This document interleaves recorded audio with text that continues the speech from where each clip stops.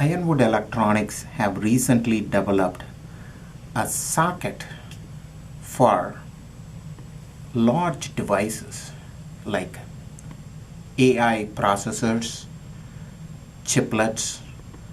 This particular one is a 3184 pin device. The socket uses a GT elastomer contact for real high performance to perform these high-speed testing. These devices generate a lot of power. So the socket lid has a liquid cool option, and it has an external radiator that circulates the fluid to remove the heat. This system is capable of dissipating 300 watts. The elastomer contact is capable of testing at 94 gigahertz bandwidth.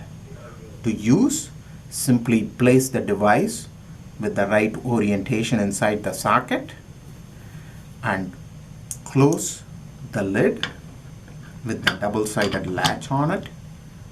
System is ready to use. Turn on the radiator to remove the heat. Thank you.